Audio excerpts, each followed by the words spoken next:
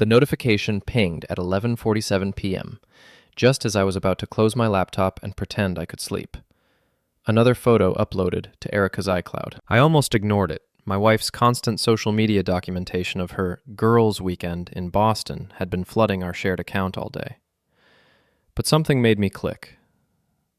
The image loaded slowly on our crappy internet connection. Erica and her work friends Jessica and Sarah, all dolled up at some trendy rooftop bar, cocktails raised in celebration. Standard stuff, except for one detail that made my blood freeze.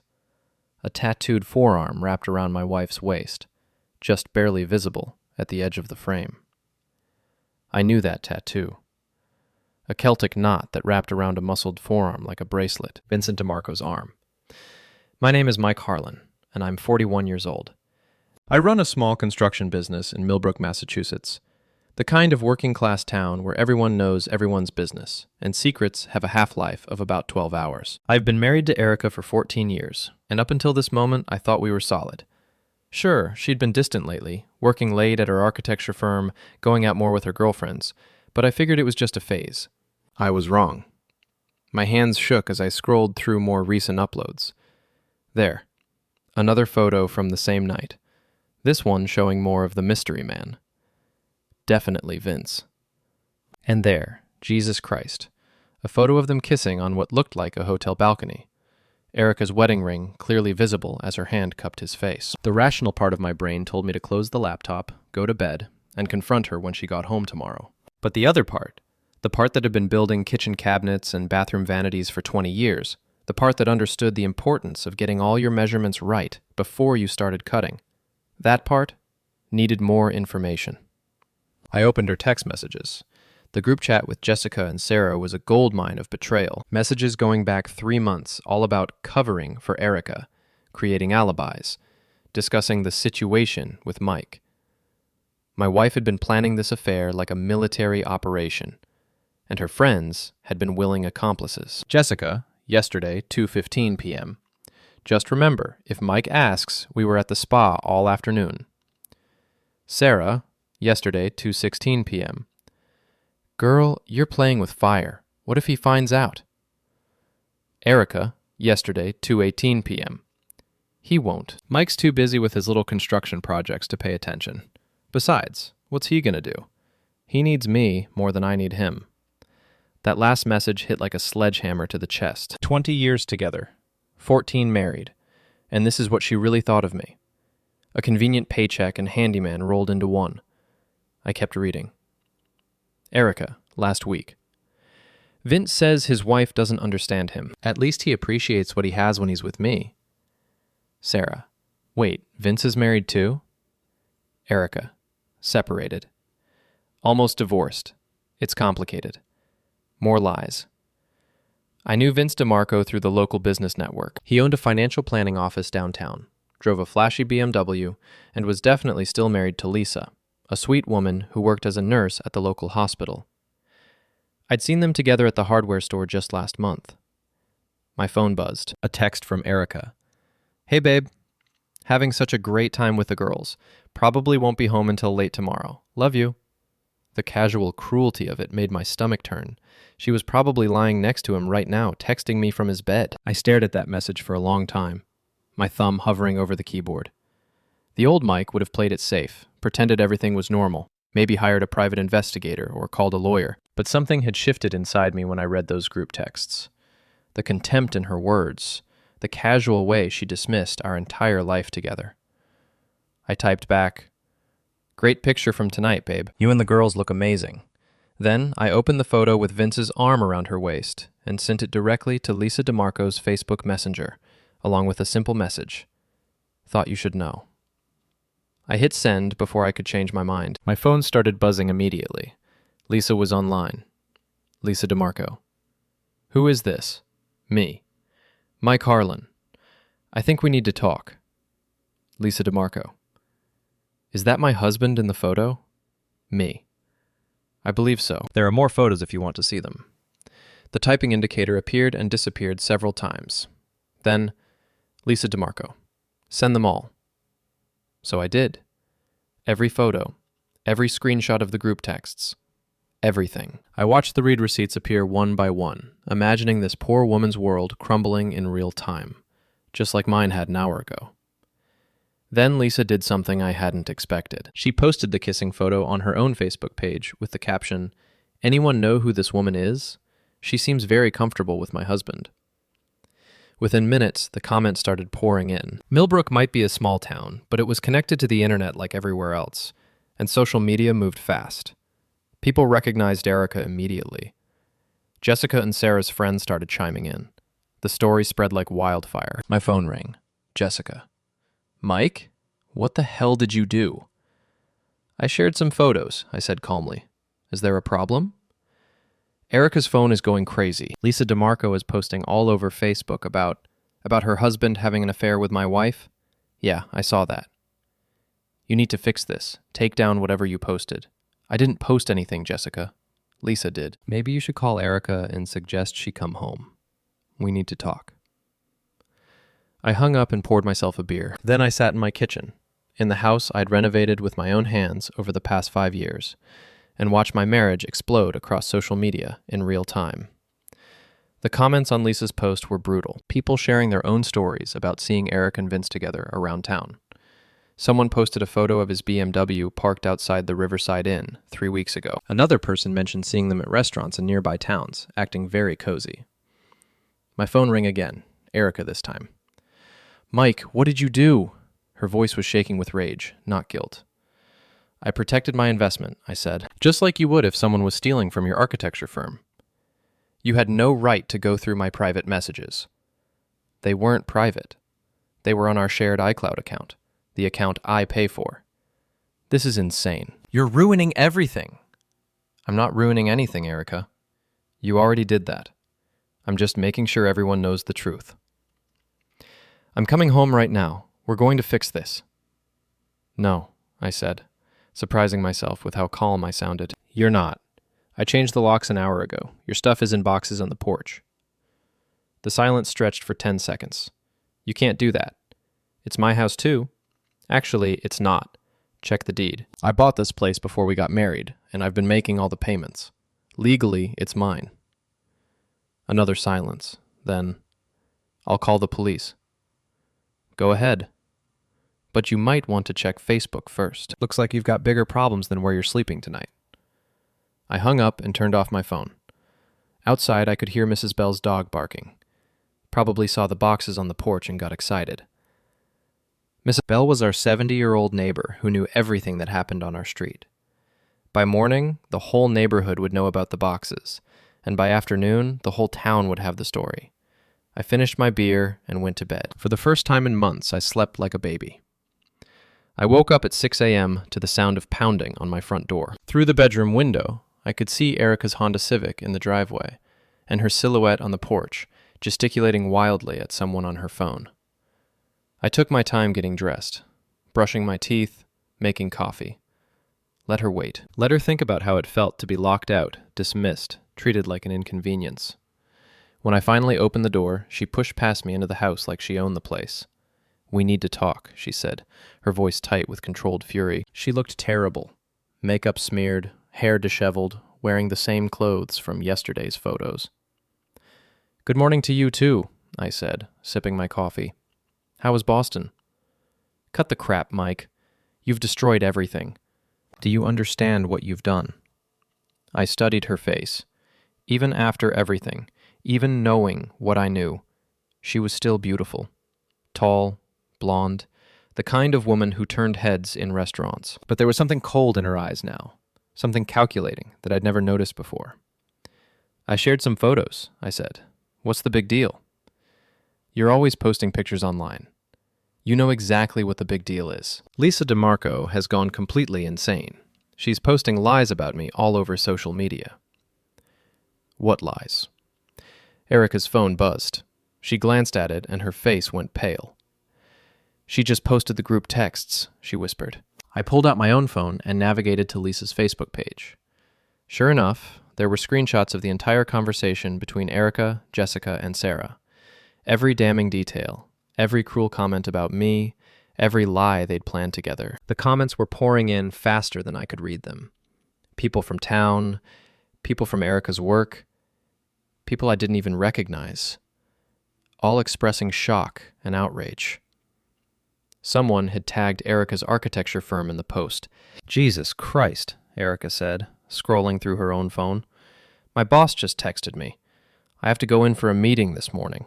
Sounds like you should get going then." She looked up at me with genuine surprise.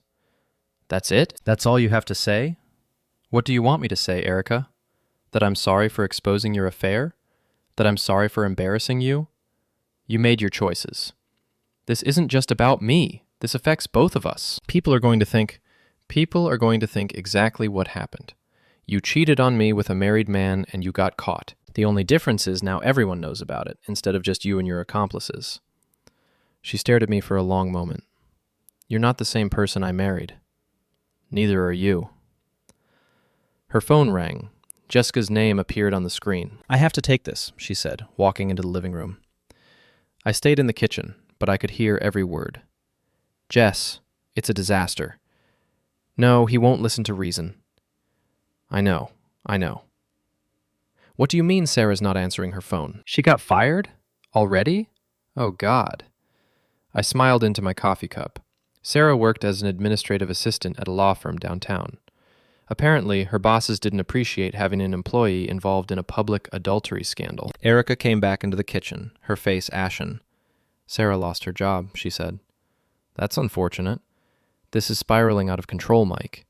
You have to help me fix it." "Fix what exactly?" "Post something on Facebook. Tell people it was all a misunderstanding. Say we're working things out." I laughed. Actually laughed out loud. "You want me to lie for you? After everything you've done?" "I want you to think about our future. About what we've built together." "What we've built?" I gestured around the kitchen. "I built this. With my hands. With my money. While you were planning your affair. You didn't build anything except a web of lies." Her phone buzzed again. This time, it was a call from her office. "I have to go," she said. "But this isn't over." "We're married, Mike. That means something." "Yeah," I said. "It means you committed adultery. Look it up. It's still grounds for divorce in Massachusetts." She grabbed her purse and headed for the door, then turned back. "The box is on the porch. That was just for show, right? You can't seriously expect me to live somewhere else." "The Riverside Inn has weekly rates," I said. "I hear they're very accommodating." After she left, I called my foreman, Bobby Torino, and told him I'd be late to the job site. Bobby had worked with me for 8 years, and he was the closest thing I had to a best friend. A big Italian guy with calloused hands and a quick wit. He'd been through his own messy divorce 5 years earlier. "You sound like shit," he said when I explained the situation. "I feel like shit. You want some company? I can swing by before we start work." "Actually, yeah, that would be good." Bobby showed up 20 minutes later with a box of donuts and a thermos of coffee that was strong enough to strip paint. "So let me get this straight," he said, settling into one of my kitchen chairs. "Your wife's been screwing around with Vince DeMarco, and you caught them by accident. That's about the size of it. And now it's all over Facebook? Lisa DeMarco made sure of that." Bobby nodded approvingly. "Good for her. That woman's got balls. Vince has been strutting around town like he's God's gift for years. About time someone knocked him down a peg." "You know him?" "We bid against each other for some commercial work last year. Real arrogant prick. Acts like blue-collar guys are beneath him." Bobby bit into a donut. "So what's your plan?" "Plan? Come on, Mike, I know you. You're not the type to just roll over and take it. What are you going to do?" I hadn't really thought that far ahead. The previous night had been pure instinct. Expose the truth, protect myself, make sure I wasn't the only one suffering. But Bobby was right. I needed a plan. "First, I'm going to make sure she can't clean out our bank accounts," I said. "Smart. What else?" "I don't know. Get a lawyer, I guess. File for divorce." Bobby shook his head. "That's defensive thinking. You're playing not to lose instead of playing to win." "What do you mean?" "She humiliated you, Mike. Made you look like a fool in front of the whole town. You think filing some paperwork is going to make that right?" I stared at him. "What are you suggesting?" "I'm suggesting that maybe it's time people learned what Erica Harlan is really like and what Vince DeMarco is really like." Before I could ask what he meant, my phone rang. It was Linda Kowalski, who owned the Rusty Anchor, the dive bar where most of the local contractors and blue-collar guys hung out after work. "Mike, honey, you need to get down here," she said, without preamble. "It's 9 in the morning, Linda. I know what time it is. Just get down here. There's something you need to hear." Bobby and I looked at each other. "We'll be right there," I said. The Rusty Anchor was a narrow, dimly lit place that smelled like cigarettes and fried food. It had been around since the 1960s, and the decor hadn't changed much since then. Linda was behind the bar, polishing glasses with a rag that had seen better days. She was a tough woman in her 50s, who'd been running the place since her husband died 10 years earlier. "Sit," she said, pointing to 2 bar stools. We sat. "Coffee?" "Please." She poured 2 cups of coffee that was somehow even stronger than Bobby's, then leaned across the bar. "I've been hearing things," she said quietly. "What kind of things?" "About your wife and Vince DeMarco. Turns out they've been meeting here pretty regularly over the past few months. Always late afternoon, always in the back booth. Always very cozy." My stomach clenched. "You saw them?" "Honey, I see everything that happens in this place." "But that's not the interesting part." "What's the interesting part?" Linda glanced around the empty bar, then leaned closer. "Vince has been bragging, talking about how he's got your wife wrapped around his finger, how she's going to leave you and take half of everything you own." Bobby muttered something in Italian that probably wasn't complimentary.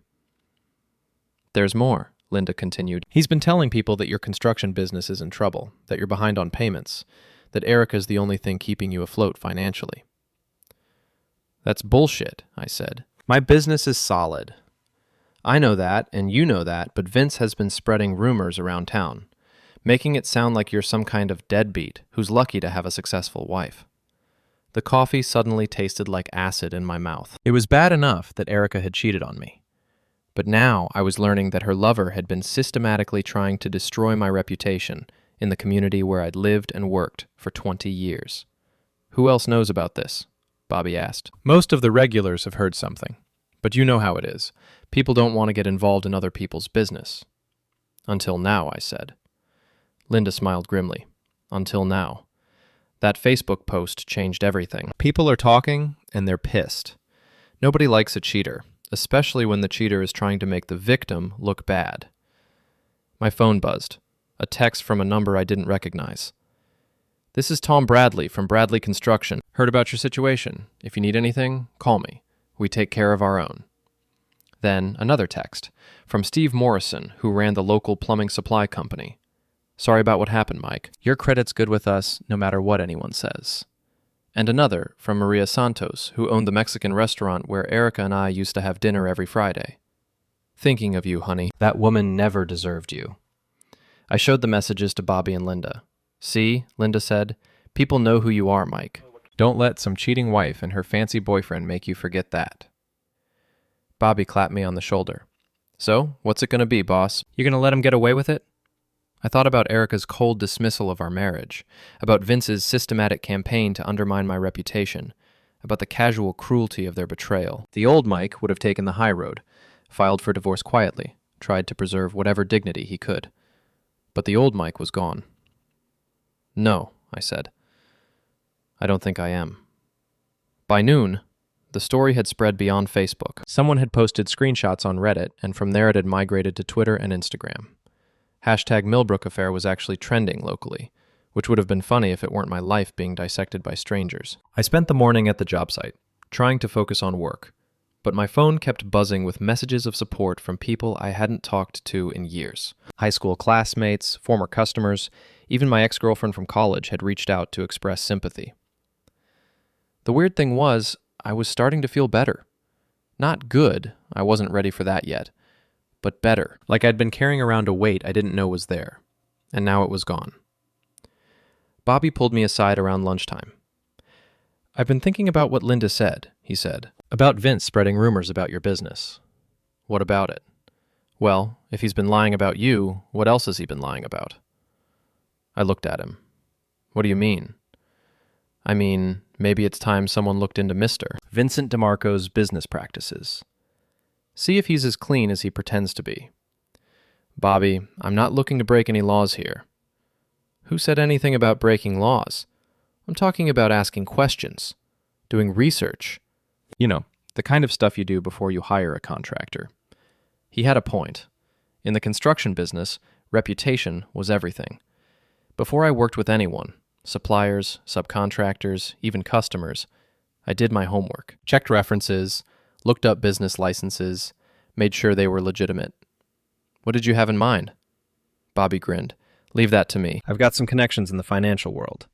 That afternoon, I drove to the bank and moved our joint savings account into my name only. It was a perfectly legal move. Both names were on the account, and either party could make withdrawals or changes.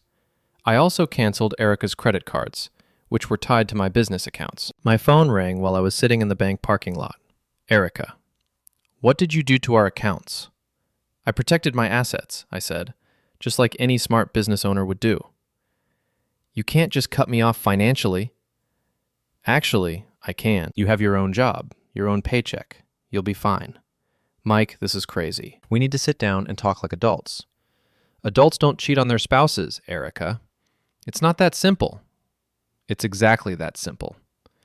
I hung up and drove to the auto parts store. If Erica wanted to play games, I could play games too. Her Honda Civic was parked in the driveway when I got home, but she was nowhere to be seen.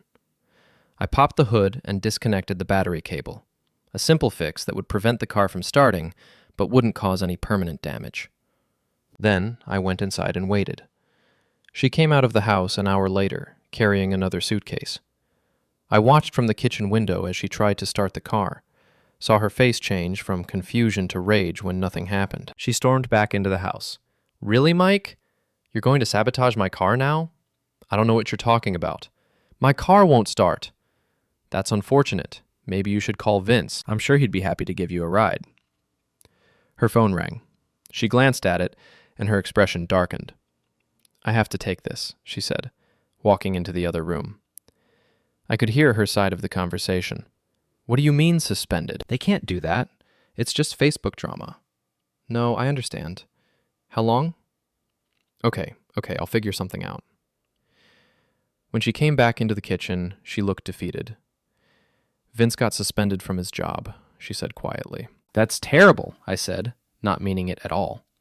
His boss saw the Facebook posts and decided it was bad for their company image. Imagine that. A financial planner who lies to his wife might not be trustworthy with other people's money. She glared at me. You're enjoying this. I'm not enjoying anything, Erica. I'm just not crying about it either. My phone buzzed. A text from Bobby. Check your email. Found something interesting. I opened my laptop and found a message with several attachments. Bobby had been busy. He'd pulled Vince's business license, his company's Better Business Bureau rating, and some public records about his financial planning practice. The interesting part was a complaint filed with the state regulatory board 6 months earlier. A client claimed that Vince had been using company resources for personal expenses, charging personal meals and entertainment to business accounts, using the company car for non-business trips, that sort of thing. The complaint had been dismissed due to lack of evidence, but it painted a picture of someone who played fast and loose with other people's money. I need to go, Erica said, grabbing her keys. Your car still won't start. She looked at me with pure hatred. Fix it! I'm not a mechanic. She called an Uber and left with her suitcase. I watched the car disappear down the street, then went out to reconnect her battery cable. I wasn't trying to strand her permanently, just make a point. That evening, I met Bobby at the Rusty Anchor. The place was more crowded than usual for a weeknight, and I could feel people looking at me as I walked in, some with sympathy, some with curiosity, some with what looked like approval. Linda poured me a beer without being asked. How you holding up, honey? Better than I expected. Good. That's what I like to hear. A guy I recognized from the hardware store came over and clapped me on the back. Sorry about your situation, Mike, but I gotta say, you handled it like a champ. Most guys would have just rolled over. Thanks, I think. No, seriously, my ex-wife pulled the same shit on me 10 years ago. Made me look like an idiot in front of everyone. I wish I'd had the balls to do what you did. More people came over throughout the evening. Guys I'd worked with, guys I'd competed against for jobs, even a few women who knew Erica from around town. The consensus was clear. I was the victim, but I was handling it with dignity and strength. Around 10 o'clock, my phone rang. Lisa DeMarco. Mike? It's Lisa. Can we talk? Sure, what's up? I'm at home, and Vince just showed up. He's drunk, and he's angry, and he's blaming you for everything that happened today. I could hear shouting in the background. Are you safe? I think so. He's not violent, just loud. But he keeps saying he's going to make you pay for ruining his life. What does that mean? I don't know, but I thought you should know. He's not thinking clearly right now. Thanks for the warning. Do you want me to call the police? No, he's leaving now. I can hear his car starting. Just be careful, okay? After I hung up, Bobby looked at me with concern. Trouble? Maybe. Vince is drunk and making threats. You want some company tonight? I can crash on your couch. Thanks, but I think I'm okay. He's all talk. Famous last words. I got home around 11 and found my mailbox smashed to pieces, lying in the driveway. The wooden post was snapped in half, and letters were scattered across the lawn. It could have been kids, or an accident, but given the timing, I doubted it. I cleaned up the mess and went inside. As I was getting ready for bed, I heard a car engine outside. I looked out the bedroom window and saw a dark BMW driving slowly past the house. It made 2 more passes before disappearing into the night. So Vince wanted to play intimidation games. That was fine. I'd been dealing with drunk, angry men my whole working life. Construction sites attracted a certain type of personality, and I'd learned how to handle confrontation without escalating to violence. But I also wasn't stupid. Before I went to bed, I made sure all the doors and windows were locked, and I moved my old baseball bat from the closet to the nightstand. If Vince DeMarco wanted a war, he could have one. But he might not like how it ended. The next morning brought fresh chaos. Someone had posted a 1-star review of Erica's architecture firm on Google, detailing her unprofessional personal conduct, and questioning whether clients could trust someone who lies to her own husband. Within hours, there were dozens of similar reviews, and the firm's overall rating had plummeted. I was reading through them over coffee when my phone rang. Jessica. Mike, you have to make this stop. Make what stop? The reviews, the social media posts, all of it. Erica's firm is talking about letting her go. That's between Erica and her employer. You're destroying her career. I'm not doing anything, Jessica. Other people are making their own decisions based on publicly available information. Information you made public. Information she created by cheating on me. I just shared some photos. This is insane. You're acting like a psychopath. I almost laughed. A psychopath? For exposing the truth about my wife's affair? What does that make her? Jessica was quiet for a moment. Then, she made a mistake, Mike. People make mistakes. A mistake is forgetting to pick up milk at the store. An affair is a choice. Multiple choices made over months with the help of friends who covered for her. So what, you're going to ruin her life over it? I'm not ruining anything. I'm just not protecting her from the consequences of her actions anymore. She's my best friend, and she was my wife. But that didn't stop her from humiliating me, did it? Jessica hung up on me. An hour later, Bobby called with an update on his investigation into Vince's business practices. I talked to my buddy who works at the bank, he said. Can't give me specifics because of privacy laws, but he says there have been some irregularities with Vince's business accounts. Nothing criminal, but enough to raise eyebrows. What kind of irregularities? Mixing personal and business expenses. Using company funds for things that aren't clearly business-related. The kind of stuff that looks bad during an audit. Is anyone auditing him? Not yet. But if someone were to file a complaint with the state regulatory board, someone already did, 6 months ago. Yeah, but that was one complaint from one client. If there were multiple complaints from multiple sources, they'd have to take a closer look. I understood what he was suggesting, but I wasn't sure I was ready to go that far. Think about it, Bobby said. This guy has been spreading lies about your business, trying to destroy your reputation. Turnabout's fair play. That afternoon, I drove to the town center to pick up supplies at the hardware store. Millbrook's downtown was the kind of place that looked like a Norman Rockwell painting. Tree-lined streets, brick buildings, small shops with hand-painted signs. It was the kind of place where you couldn't walk 2 blocks without running into someone you knew. Today, that was a problem. I was coming out of the hardware store when I saw them. Erica, Jessica, and Sarah, sitting at a table outside the coffee shop across the street. They were huddled together in intense conversation, and when Erica looked up and saw me, her expression hardened. I could have walked to my truck and driven away. Should have, probably. But something about the way they were looking at me, like I was the villain in this story, made me change course. I crossed the street and approached their table. "Ladies," I said pleasantly. "Mike," Erica said coldly. "What do you want?" "Just wanted to see how you're all doing. I heard Sarah found a new job. Congratulations." Sarah's face flushed red.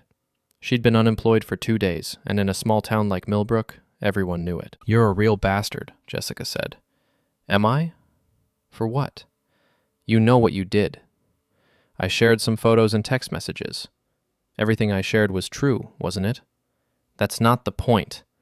"What is the point, Jessica? That I was supposed to keep quiet while my wife cheated on me? That I was supposed to protect her reputation while she destroyed our marriage?" Other people were starting to stare. The coffee shop patio was busy, and our conversation was attracting attention. "You're making a scene," Erica hissed. "I'm having a conversation. In public, like adults do. Adults don't air their dirty laundry on social media. Adults don't cheat on their spouses either. But here we are." Jessica stood up. "Come on, girls. We don't have to listen to this." But Sarah remained seated, looking uncomfortable. "Actually," Sarah said quietly, "maybe we should talk about this." Jessica and Erica stared at her. "What?" Jessica said. "I lost my job because of this, Jess. My reputation is ruined. People look at me like I'm some kind of homewrecker, when all I did was keep my mouth shut." "You were being a good friend," Erica protested. "Was I? Or was I helping you lie to your husband?" The tension at the table was palpable. I could see the cracks forming in their alliance. "Sarah," Jessica said warningly. "No, I'm serious. What we did was wrong. We helped Erica cheat, and then we helped her cover it up. How is that being good friends?" "Because friends support each other," Jessica snapped. "Support each other in doing the right thing, maybe, not in lying and cheating." Erica's face was pale. "Sarah, please." "I'm sorry, Erica. I really am. But I can't do this anymore. I can't pretend that what happened was Mike's fault when we all know it wasn't." Sarah stood up and walked away, leaving Jessica and Erica sitting alone. I should have left then. Should have taken the small victory and gone home. But Jessica wasn't done. "You're destroying friendships now too," she said. "Are you happy?" "I'm not destroying anything. I'm just not participating in the lies anymore." "You're vindictive and cruel." "Am I? Let me ask you something, Jessica. If your husband was cheating on you, would you want to know?" She didn't answer. "If he was having an affair, and his friends were helping him cover it up, would you want someone to tell you the truth?" Still, no answer. That's what I thought. I turned to leave, but Erica grabbed my arm. "This isn't over, Mike." I looked down at her hand on my arm, then back at her face. "Yes, it is. You just haven't accepted it yet." I pulled free and walked back to my truck. As I drove away, I could see them in my rearview mirror, still sitting at the table, Jessica leaning across to comfort Erica. But the damage was done. Their little support group was fracturing, and Erica was starting to realize that actions have consequences. That evening, I was working in my garage when I heard a car pull into the driveway. I looked out and saw Vince's BMW. He got out slowly, and I could tell even from a distance that he'd been drinking. I grabbed my phone and opened the camera app, then walked outside to meet him. "Vince," I said calmly, "what can I do for you?" "You can stop fucking with my life," he slurred. "I'm not sure what you mean." "The Facebook posts, the reviews, all of it. You're trying to destroy me." "I think you're confused. I didn't post anything on Facebook, and I haven't written any reviews." "Bullshit. This all started with you. This all started with you sleeping with my wife." He took a step closer, and I could smell the alcohol in his breath. "You think you're so smart, don't you? Playing the victim, getting everyone to feel sorry for you. I'm the victim, Vince. You had an affair with my wife. She came to me. She was unhappy, neglected. You drove her away." I almost laughed. "Is that what she told you?" "She told me the truth, that you're a loser who can't satisfy his wife." The insult hit its mark, but I kept my voice level. "And yet she's still married to me, not you." His face darkened. "Not for long." "Actually, yeah, for long. She can't afford a divorce lawyer now that she's unemployed." "She's not unemployed." "Check again. Her firm let her go this afternoon." I was guessing, but his expression told me I was right. "You did that. You got her fired. I didn't get anyone fired. Her employers made their own decision about whether they wanted to be associated with someone who lies and cheats. He lunged at me then, clumsy and off balance from the alcohol. I sidestepped easily, and he stumbled past me into the side of his car. Careful there, Vince. Wouldn't want you to hurt yourself. He turned around, breathing hard, his face flushed with anger and embarrassment. This isn't over, he said. Yeah, it is. And here's how I know. You're drunk at 8 o'clock on a Thursday night making threats in my driveway because your life is falling apart. My life is getting better every day. I held up my phone, showing him that I'd been recording the entire encounter. Now get in your car and drive home. Carefully. I'd hate for you to get pulled over for drunk driving on top of everything else. He stared at me for a long moment, then got back in his BMW and drove away, tires squealing as he turned out of my driveway. I uploaded the video to my computer and saved it in 3 different places. If Vince wanted to escalate things, I'd be ready. The video of Vince's drunken confrontation never made it to social media, but it didn't need to. Mrs. Bell had seen the whole thing from her kitchen window, and by the next morning, half the neighborhood knew that Vince DeMarco had come to my house drunk and threatening. The story grew in the telling, as stories do. By the time it reached Linda at the Rusty Anchor, Vince had supposedly tried to attack me with a tire iron, and I'd disarmed him with some kind of martial arts move. That's not what happened, I told Bobby over lunch. I know what happened. I saw the video. But let people think what they want to think. Vince's reputation is shot anyway. He was right about that. Word was spreading through the local business community that Vince was unstable, unprofessional, and possibly unethical. Several of his clients had already moved their accounts to other financial planners. Speaking of which, Bobby said, I filed that complaint with the state regulatory board. You what? Used my real name and everything. Claimed I was considering using his services, but had concerns about his business practices based on public information. Bobby, you can't. Can't what? Can't file a legitimate complaint based on publicly available information? Can't exercise my rights as a consumer? He had a point. Everything in the complaint was based on public records and Vince's own behavior. Besides, Bobby continued, I wasn't the only one. Apparently 3 other people filed similar complaints this week. My phone rang. Erica. We need to talk, she said without preamble. About what? About ending this. About moving forward. I'm listening. Meet me at the coffee shop downtown. 1 hour. She hung up before I could respond. Bobby raised an eyebrow. That sounded ominous. Yeah, you want to come along as backup? Nah, but keep your phone on. If you need help, call. I arrived at the coffee shop 15 minutes early and chose a table with a clear view of the entrance. Erica walked in exactly on time, looking tired and defeated. She'd lost weight over the past week, and there were dark circles under her eyes. She sat down across from me without ordering anything. You won, she said quietly. This wasn't a contest. Wasn't it? You wanted to destroy my life, and you did. Congratulations. I studied her face. There was no anger left, just exhaustion. I didn't want to destroy your life, Erica. I wanted to stop living a lie. Same thing, apparently. Is it? You made choices. You chose to have an affair, chose to lie about it, chose to humiliate me. I just chose to stop protecting you from the consequences. She was quiet for a long moment. Vince is gone, she said finally. Gone where? Back to his wife, begging for forgiveness.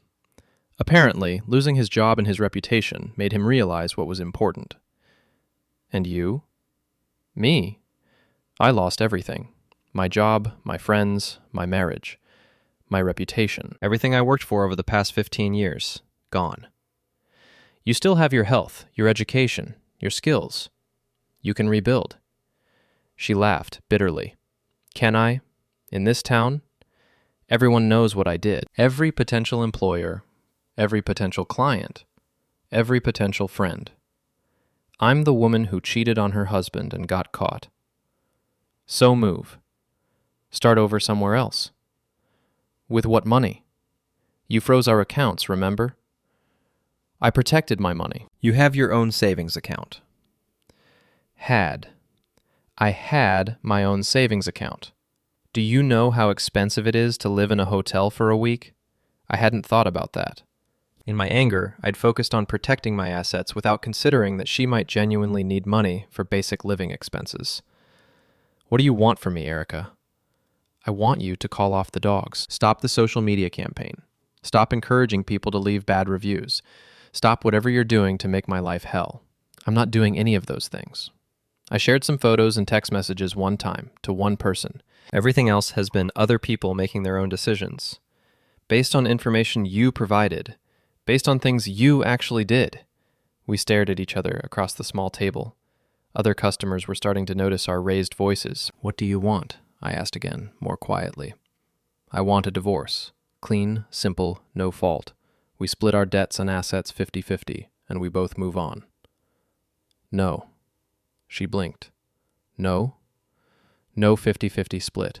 You cheated. In Massachusetts, that affects property division. Mike, be reasonable. I am being reasonable. You want a divorce? Fine. File the papers. But you're not getting half of everything I worked for while you were screwing around with your boyfriend. I can't afford a lawyer. That's not my problem. She stared at me like she was seeing a stranger.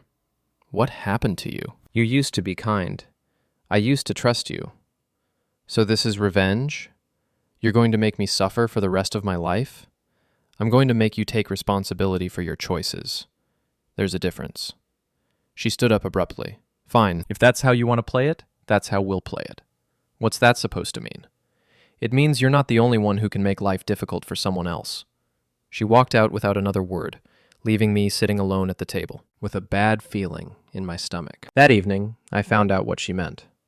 Someone had posted flyers around town with my photo and the words "abusive husband" in large red letters. The flyers claimed that I had psychologically tortured my wife, isolated her from her friends, and engaged in financial abuse. Bobby called me at home. You see the flyers? I saw them. It's bullshit, obviously. Everyone knows what really happened. Not everyone.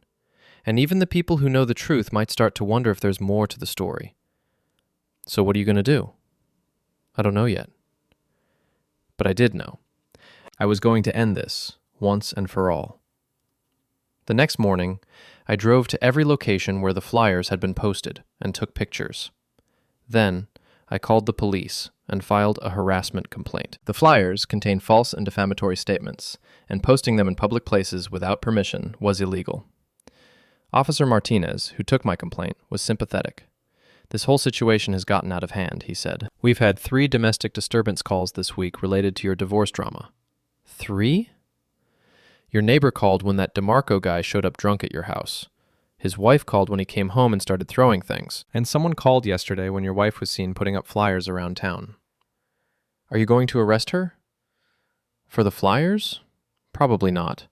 It's a misdemeanor, and she's clearly going through a tough time. But we'll have a talk with her about harassment. That afternoon, my phone started ringing with calls from people who'd seen the flyers. Some were supportive, others were concerned, and a few seemed to be fishing for gossip. The most important call came from Tom Bradley, the contractor who texted me earlier in the week. Mike, I saw those flyers and I wanted you to know that nobody's buying it. Thanks, Tom. I'm serious. I've known you for 10 years, and you're one of the most stand-up guys in the business. If your wife is spreading lies about you now, it just proves she's desperate.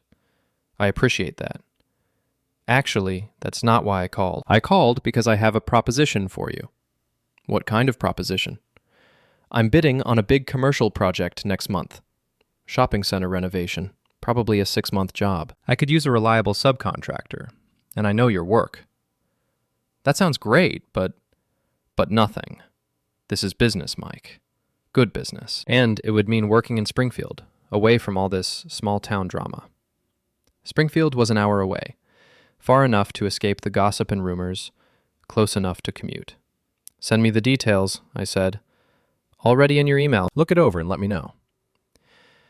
After I hung up, I sat in my kitchen and thought about the offer. A big job in another city would solve a lot of problems. It would give me distance from the situation with Erica, prove to potential clients that my business was thriving, and provide steady income during what was likely to be an expensive divorce. But it would also feel like running away. My phone rang again. This time it was Sarah. Mike? I hope it's okay that I'm calling. It's fine. What's up? I wanted to apologize. For everything. For helping Erica lie to you, for not speaking up sooner, for being part of this whole mess. You don't need to apologize to me, Sarah. Yes, I do. What we did was wrong, and I knew it was wrong at the time. I didn't want to lose my friends. And now? Now I realize they weren't really my friends if they were willing to drag me down with them. I could hear the pain in her voice. Are you okay? I asked. Not really. I'm unemployed, my reputation is trashed, and I'm pretty sure my boyfriend is going to break up with me when he finds out what I did. I'm sorry. Don't be. This is my fault. I made bad choices, and now I'm dealing with the consequences. Just like Erica should be. What do you mean? I mean, those flyers are bullshit, and everyone knows it. She's trying to make herself the victim now, but it's not going to work. How do you know about the flyers? Because she asked me to help her put them up. I told her no. That was interesting. It meant Erica had put up the flyers herself, which strengthened my harassment complaint. Sarah, can I ask you something? Sure. Would you be willing to make a statement to the police about Erica asking you to help with the flyers? She was quiet for a moment. Yeah, she said finally. I think I would. The statement from Sarah was the last piece of evidence I needed. Officer Martinez called me the next morning to let me know that they'd spoken with Erica about the flyers, and she'd admitted to posting them. She's agreed to take them down and not post anymore, he said. In exchange, we're not filing charges. That's it? That's it. Unless she violates the agreement, in which case we'll revisit the harassment charge. It wasn't the outcome I'd hoped for, but it was something. More importantly, it sent a message that there were limits to what Erica could get away with. I spent the weekend thinking about Tom Bradley's job offer. The more I considered it, the more sense it made. I could use the distance, and the money would be good. But first, I had some unfinished business to take care of. Monday morning, I drove to Vince's office downtown. His financial planning practice was located in a renovated Victorian house on Main Street, the kind of place that was supposed to project stability and trustworthiness. The receptionist, a young woman I didn't recognize, looked nervous when I walked in. Can I help you? I'd like to speak with Mr. DeMarco. Do you have an appointment? No, but I think he'll want to see me. Tell him Mike Harlan is here. She picked up the phone and spoke quietly for a moment, then hung up. He'll be right out. Vince appeared a few minutes later, looking haggard. He'd lost weight, and his usually perfect hair was disheveled. What do you want, Mike? To talk. Privately. He hesitated, then nodded toward his office. 5 minutes. We walked into his office, and he closed the door behind us. The room was exactly what I'd expected. Leather chairs, mahogany desk, diplomas and certificates on the walls. Everything designed to impress clients and project success. Well, he said, not offering me a seat, I want this to end. What? This war between us is destroying both our lives, and for what? A woman who's already moved on to her next victim? His face darkened. Don't talk about Erica like that. Like what? Like someone who cheats on her husband and then abandons her lover when things get tough. She didn't abandon me. She's going through a difficult time. She's going through a difficult time? Vince, she threw you under the bus the minute her reputation was threatened. Where is she now? Is she here, supporting you? Is she helping you rebuild your business? He didn't answer. She's not, is she? Because Erica Harlan only cares about Erica Harlan. You don't know her like I do. I was married to her for 14 years. I know exactly who she is. I sat down in one of his client chairs without being invited. Here's what I think happened, I continued. I think she was bored with our marriage and looking for excitement. You were convenient, successful, married, willing to sneak around. It made her feel special, desired, powerful. That's not... But when it all came out, when there were real consequences, she didn't choose you. She didn't leave me to be with you. She just wanted the drama to go away so she could go back to her comfortable life. Vince slumped into his desk chair. What's your point? My point is that we're both victims here. We both got played by the same woman. So? So maybe we should stop fighting each other and start focusing on rebuilding our lives. He stared at me for a long moment. What are you suggesting? I'm suggesting we call a truce. You stop spreading rumors about my business, I stop whatever you think I'm doing to hurt your business. You filed complaints with the regulatory board. I didn't file anything, but other people did, based on publicly available information about your business practices. Information you made public? Information that was already public? Court records, complaints, business filings. I didn't create any of that. He rubbed his face with both hands. My practice is ruined. I've lost half my clients. So rebuild. Move to another town if you have to. Start over. Easy for you to say. You're not the one who... Who what? Who got caught cheating? Who lost his job? Who got suspended by the regulatory board? I leaned forward. Vince, I'm not your enemy here. Your enemy is your own bad judgment. We sat in silence for a minute. What do you want from me? He asked, finally. I want you to stop blaming me for the consequences of your choices. I want you to stop driving by my house. I want you to leave me alone so I can get on with my life. And in return, I'll do the same for you. He thought about it for a long moment. Fine, he said. Truce. We didn't shake hands. We didn't need to. We both understood that this wasn't friendship or forgiveness. It was just two men agreeing to stop making each other's lives more difficult than they already were. I stood up to leave, then turned back. One more thing. If you ever contact my wife again, the truce is off. Are we clear? She's not your wife anymore, Mike. She filed for divorce yesterday. That stopped me cold. What? She found a lawyer willing to work on contingency. Filed the papers yesterday morning. I felt like I had been punched in the stomach. Despite everything that had happened, part of me had still hoped we might find a way to work things out. I thought you should know, Vince said, and for the first time since this whole mess started, he sounded genuinely sympathetic. I drove home in a daze. Divorce papers. After 14 years of marriage, it was really over. But when I got home, there was a surprise waiting for me. Lisa DeMarco's car was parked in my driveway, and she was sitting on my front porch. Lisa? What are you doing here? She stood up as I approached. I wanted to thank you. For what? For opening my eyes. For showing me who my husband really was. I'm sorry about that. I know it must have been painful. It was, but it was also necessary. She smiled, and I realized she looked better than she had in weeks. I filed for divorce yesterday. Yesterday seems to be a popular day for that. Erica filed too? Apparently. Good for her. She deserves better than Vince. I stared at her. You're defending the woman who had an affair with your husband? I'm defending the woman who got manipulated by my husband. Mike, I've been married to Vince for 12 years. I know how charming he can be, how persuasive. He probably made her feel like she was the most important woman in the world. That doesn't excuse what she did. No, it doesn't. But it explains it.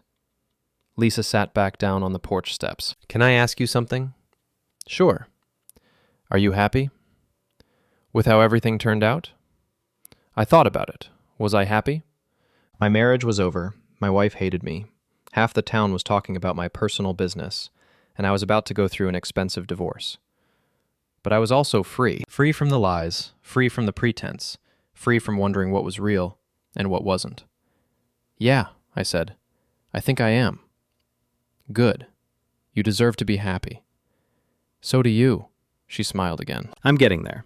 After Lisa left, I sat on my porch and thought about everything that had happened over the past 2 weeks. It felt like a lifetime, but also like it had all happened in the blink of an eye. My phone rang. Bobby. Hey, boss. How'd it go with DeMarco? Better than expected. We called a truce. Smart move. Fighting with him was just making you both look bad. Yeah, well, it doesn't matter now anyway. Erica filed for divorce. About time. You gonna contest it? I don't know. Maybe. Depends on what she's asking for. Whatever she's asking for, don't give her more than she deserves. You didn't break up this marriage. I know. Good. Now, have you thought about Tom Bradley's offer? Yeah, I have. I'm going to take it. Excellent. Fresh start, new challenges, good money. Can't ask for more than that. After I hung up, I called Tom Bradley and accepted the job. 6 months in Springfield, working on a project that would showcase my skills and rebuild my reputation. It was exactly what I needed. That evening, I was packing up some of Erica's remaining belongings when I found a letter she'd left on the kitchen counter. My name was written on the envelope in her careful handwriting. Inside was a single sheet of paper. Mike, it read. I know you'll never forgive me, and I don't blame you. What I did was wrong, and I'm sorry. Not sorry I got caught, but sorry I did it in the first place. You deserved better. I hope someday you find someone who appreciates what a good man you are. Erica, I read the letter twice, then folded it and put it in my wallet. It wasn't much, but it was something. An acknowledgement, an apology, a small piece of closure. 3 months later, I was working on the Springfield project when I got a call from Linda at the Rusty Anchor. Mike, honey, you need to get down here. There's someone here who wants to meet you. I'm an hour away, Linda. Trust me, it's worth the drive. When I walked into the Rusty Anchor that evening, I found Lisa DeMarco sitting at the bar, looking relaxed and happy. She'd cut her hair short and was wearing a dress I'd never seen before. Surprise, she said, with a grin. What are you doing here? Celebrating. My divorce was finalized today. Congratulations, I think. Definitely congratulations. And I have news. What kind of news? I'm starting my own business, medical consulting, and I need someone to renovate the office space I'm renting. I looked at her suspiciously. Are you offering me a job? I'm offering you a job, dinner, and maybe a chance to start over with someone who actually appreciates honesty. I stared at her for a long moment. She was attractive, intelligent, and had been through the same kind of betrayal I had. We understood each other in a way that most people wouldn't. Lisa, I don't know if that's a good idea. We've both been through a lot, and we both came out stronger. Mike, I'm not asking you to marry me. I'm asking you to have dinner with me and talk about a business proposition. Just business?